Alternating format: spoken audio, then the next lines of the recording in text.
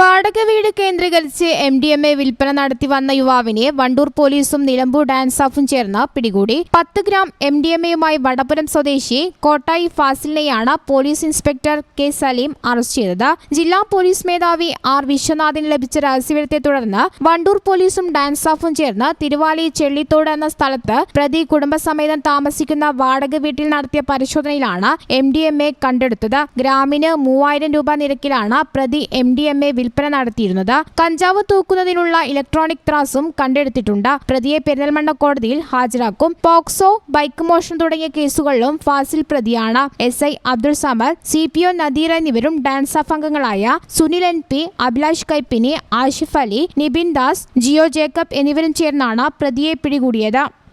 ഈ channel news Malappuram. വിസ്മയ കാഴ്ചകൾ ഒരുക്കി ഏവർക്കും ആവേശം തീർക്കുകയാണ് പുത്തനത്താണി ഫെസ്റ്റ്. കുട്ടികൾക്കും മുതിർന്നവർക്കും ഒരുപോലെ ആഘോഷിക്കാൻ ഡ്രീം എന്റർടൈൻമെന്റ്സിന്റെ ഒരുപാട് ഫൺ റൈഡുകളാണ് ഇവിടെ ഒരുക്കിയിട്ടുള്ളത്. ഒപ്പം 70 അടി ഉയരത്തിലുള്ള യന്ത്രഊഞ്ഞാൽ ഫെസ്റ്റിന്റെ ഹൈലൈറ്റ് ആണ്. കൂടാതെ ഇതുവരെ കാണാത്തതും നമ്മൾ കാണാൻ ആഗ്രഹിക്കുന്നതുമായ കടൽ മത്സ്യങ്ങളുടെയും അലങ്കാര മത്സ്യങ്ങളുടെയും പ്രദർശനം, flower show, hitech amusement park, ഭക്ഷ്യമേള, നഴ്സറി സ്റ്റാളുകൾ, വിപണന സ്റ്റാളുകൾ തുടങ്ങി നിരവധി കാഴ്ചകളും ഫെസ്റ്റിന്റെ പ്രത്യേകതയാണ്.